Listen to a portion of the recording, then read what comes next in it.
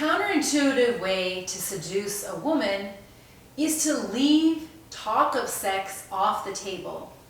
So when you're hanging out with a woman, do not have this kind of overtly sexual way of talking about fantasies or talking about kinks or revealing yourself in that avenue at all. Have that be something that seems like it doesn't even cross your mind because you want to get to know her. The reason why this works is by not pushing it or not having sex on the table.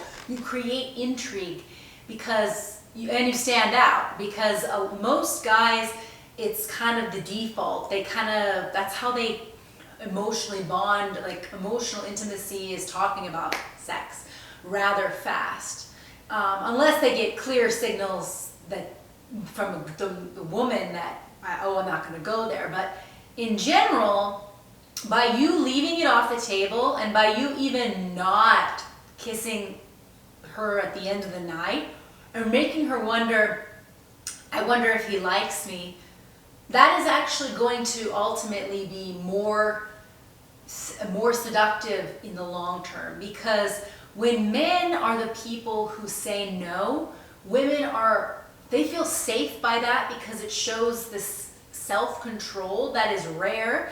And they are always the gatekeepers with sex and the ones that say no and have to feel guilty, or they have to feel like they're giving a guy blue balls, or they have all kinds of things in their mind, like when there's transactional, like if he pays for the date, and then there's that kind of guilt trip of thinking, well, I paid so I get laid. Like there's a lot of, and these are all unspoken, but these are all things in women's minds. So if a guy is the one that leaves it off the table and is almost nonchalant about it, it just doesn't come up. It doesn't come up. This is just a date of getting to know. And even at the end of the date, there's not the like push to the next drink or push to the next person's house. By not pushing things along with alcohol and talk of fantasy and going to each other's house or even kissing, you will stand out and you will better seduce a girl because she will let down her guard, because she will then be the person that's wondering and thinking about it more because you haven't brought it up in any capacity, and that is different, and it makes her have a actual space to start anticipating it and wondering when it will happen or what's the deal with this guy.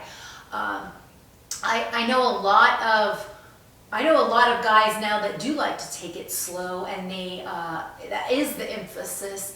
And when I talk to women about it, they actually love when they don't feel the pressure of having to be the person that says, hey, I want to take it slow, or hey, I don't want to go to each other's houses, or hey, just if you do pay, can we not have this underlying idea that means I owe you sex? Like, because there's all of these things have been kind of part of the 2000s subconscious level and the dating culture. So it has shifted a lot, but if you are wondering how to shift it in a way that makes you an effective seducer of women, then this is it. It's the counterintuitive practice of leaving sex off the table, not talking about it,